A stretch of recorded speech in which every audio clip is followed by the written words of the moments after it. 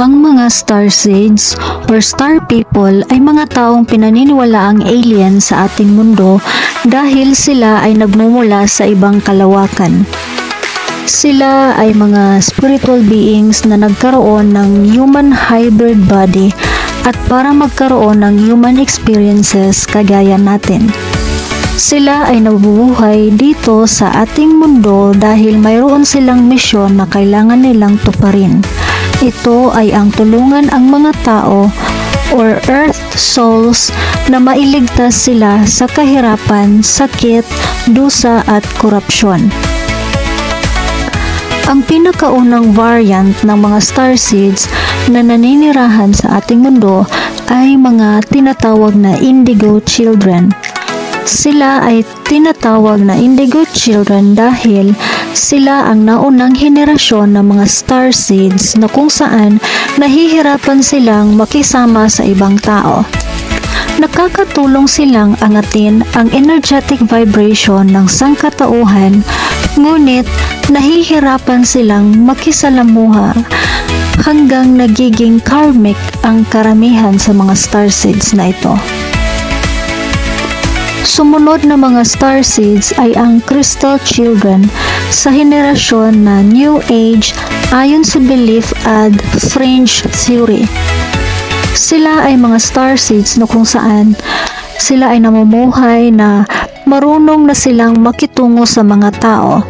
Gayunman, mapapansin pa rin natin na sila ay mga crystal starseeds dahil sila ay nakakatulong pa rin na taasin ang ating energetic vibration.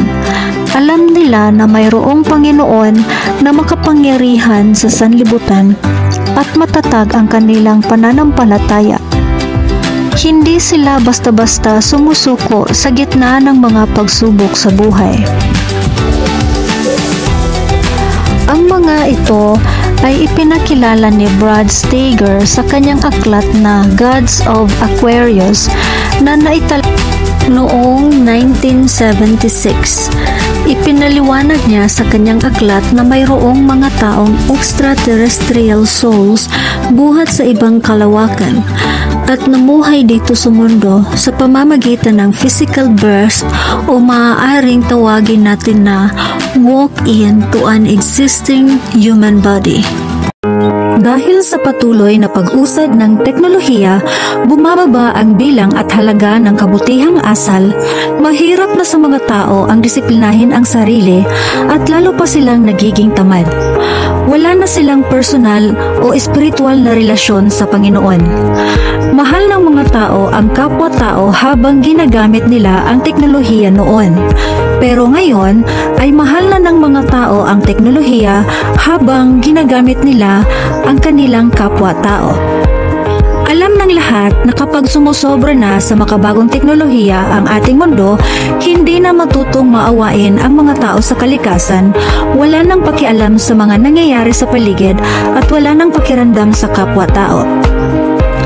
Habang ang ibang tao ay sumusobra na sa espiritual na aspekto na kung saan ito ay kanilang inaabuso sa paggamit para manakit sa ibang tao at gawing commercial ang kanilang espiritual na abilidad.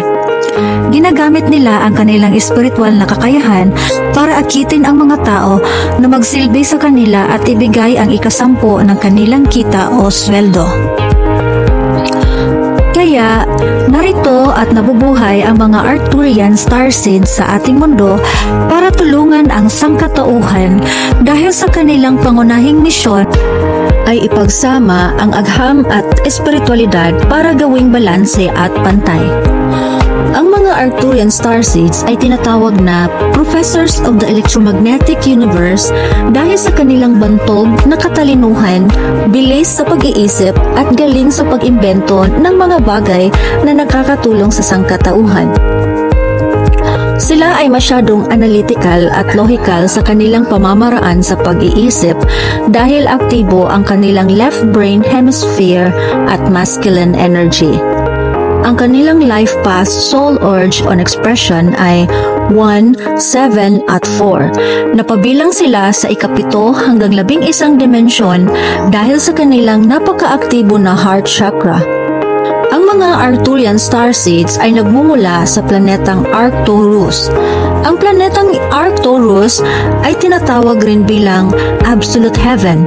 Ito ay isang advanced community in the universe na isa ring gateway to higher realms of consciousness. Mayroon silang pagkamahilig sa mga makabagong teknolohiya, pero hindi ibig sabihin na hindi na rin nila pinapahalagahan ang kanilang espiritual na pagkakaugnay sa poong may kapal. Sa katunayan, mahilig silang mag-aral ng isa sa larangan ng metapesika, agham, medisina at palatuusan. Nakasanayan ng mga Arcturian starseeds na balangkasin ng mabuti ang mga bagay na kanilang gustong mangyari at manatiling sumunod sa sinang-ayon na plano. Ang mga Arcturians ay telepathic. Sila ay telepathic kadalasan. Ang taong telepathic ay mayroong extrasensory ability na kung saan sila ay makakaramdam at makakabatid sa mensahe ng isang tao buhat sa malayo. Ang mga Arcturian starseeds ay maawain sa ibang tao, mahabagin sa mga taong nangangailangan ng tulong, pero ang kanilang damdamin mga taong halimbawa bilang Arcturian starseed sa mundo ay si Professor Albert Einstein at ang inventor na si Nikola Tesla. Si Professor Albert Einstein ay isang scientist na tinatawag din bilang Person of the Century sa taong 1999 mula sa Time magazine. Ipinanganak siya noong March 14, 1879 sa Ulm na matatagpuan sa Timog Kanluran ng Germany. Siya ay naging kilala bilang kontributor ng mga scientific researches at hinahangaan bilang tagapagturo sa Universidad ng Princeton, pamantasan ng Harvard, pamantasan ng Yale at Universidad ng Columbia. Siya ay namatay sa abdominal aortic aneurysm burst at sa edad na 76. Ang kanyang katawan ay nakakremate at itinapon ng abo sa isang nakatagong lugar na malapit sa ilog ng Delaware. Samantala, ang kanyang utak ay tinanggal at naiwan sa laboratorio para imbestigahin sa pamamahala ng isang pathologist na si Thomas Harvey. Huli na ng sinang-ayunan ng pamilya ni Albert Einstein na imbestigahin ang kanyang naiiwang utak. Gusto ng mga pathologists at scientists na malaman kung bakit matalino ang scientist na si Albert Einstein. Nalaman nila na nawala ang lateral sulcus sa utak niya. Ito'y isang bordering region sa utak na responsable sa paggabay sa mga neurons para maging mahusay ang abilidad sa pakikipag-usap. Marahil ito ang dahilan kung bakit hindi siya makapagsalita ng maayos sa isang buong pangungusap mula nang siya'y 2 taong gulang pa lamang hanggang siya'y 5 taong gulang na. Bukod pa dito, pinaniniwalaan ng mga scientists na maraming naubos na enerhiya ang mga neuron sa utak ni Albert Einstein dahil sa mataas na persyento ng glial cells para palusugin at alagaan ang mga neuron sa utak ni Albert Einstein. Hiniwa ng mga pathologists ang mga piraso ng utak niya at inilagay sa Matter Museum at doon matatagpuan sa Philadelphia. At ang pangalawang starseed sa larangan ng imbensyon ay si Nikola Tesla. Si Nikola Tesla ay ipinanganak sa bayan ng Croatia noong taon 1856. Nang panahon ng kanyang kapanganakan ay may malakas na unos, kidlat at kulog. Kaya nga tinawag siya ng kanyang kumadrona bilang Child of Darkness. Ngunit hindi ito sinang-ayunan ng ina ni Nikola Tesla. Sa katunayan, tinawag siya ng kanyang ina bilang Child of Light. Nang lumaki si Nikola Tesla, ay kinilala siya sa kanyang kahangahangang katalinuhan. Kaya niyang kalkulahin ang asignaturang kalkulo sa kanyang isipan. At kaya din niyang magsalita ng 8 lengguwahe mula sa iba't ibang bansa.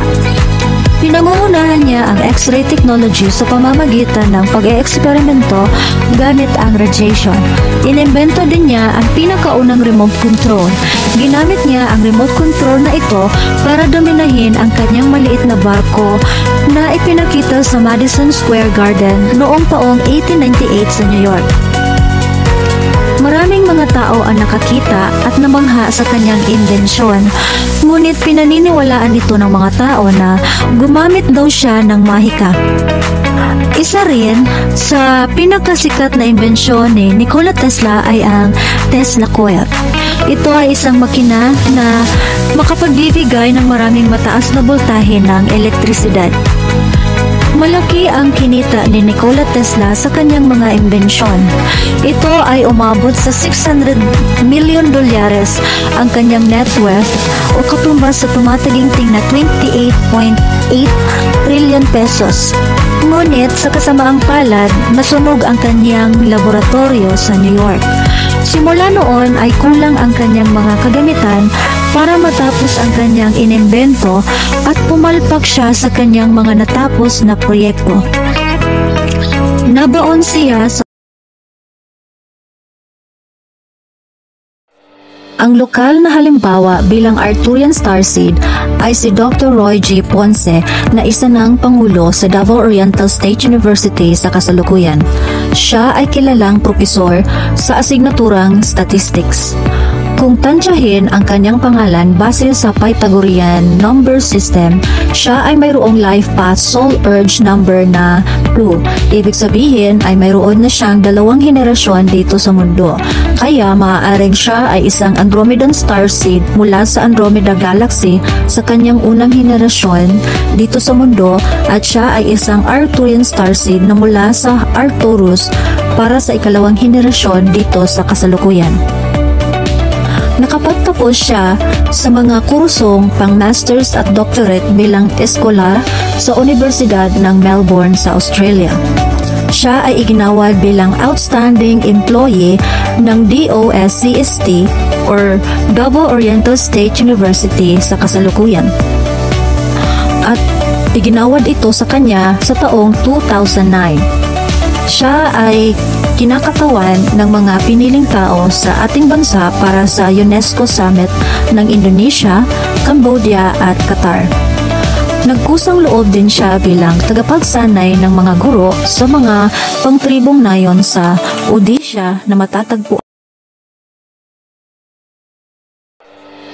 Meron akong balangkas bilang palatandaan kung ikaw ay isang starseed o hindi.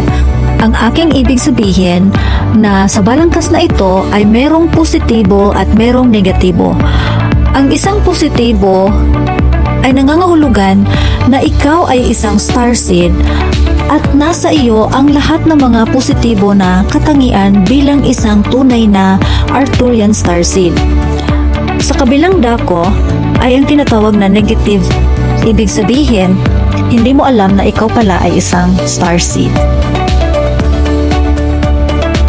Ang isang positibo na Arcturian starseed ay mayroong katangian na kung saan siya ay dedikado o nakatutok lamang sa mga bagay na gusto nilang gawin.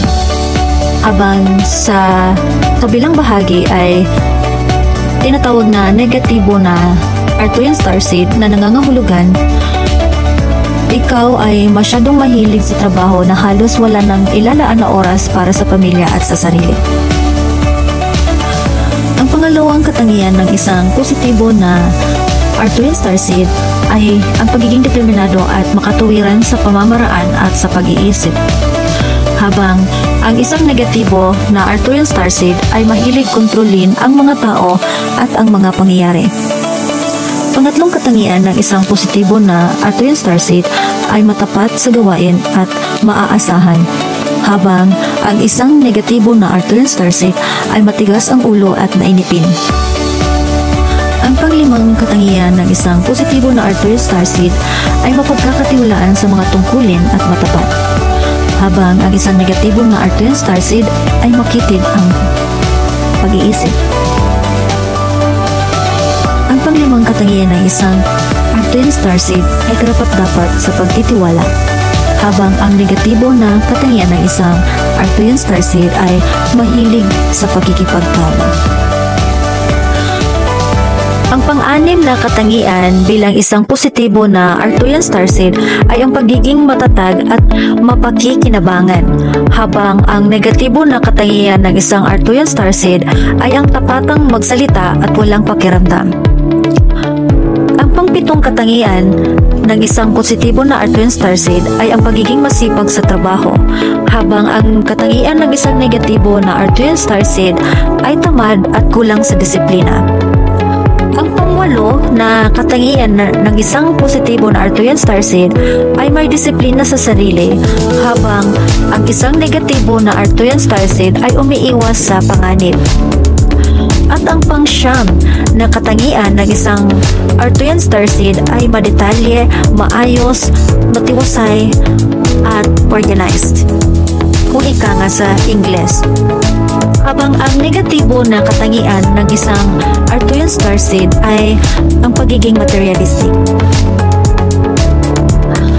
Ang mga Arcturian starseed ay may layuning turuan ang mga tao tungkol sa agham, hikayatin nila ang mga tao na gamitin ang teknolohiya sa wastong paraan at ituro sa kanila para pahalagahan ang mga mabubuting pag-aasal, mabubuting katangian or values education, ika nga, at ituro sa kanila ang may kinalaman sa espiritualidad. Ang mga Arcturian starseed ay matatagpuan sa mga universidad, matataas na paaralan at institusyon ng teknolohiya dahil sila ay mga guro, light workers, researchers, scientists, inventors at education leaders. Ang iba sa kanila ay hinihimok bilang pinuno sa larangan ng agham, teknolohiya at espiritualidad. Tandaan, ang mga Arcturian starseeds ay mga tagapagturo, pero hindi lahat ng mga tagapagturo sa mga paaralan ay starseeds.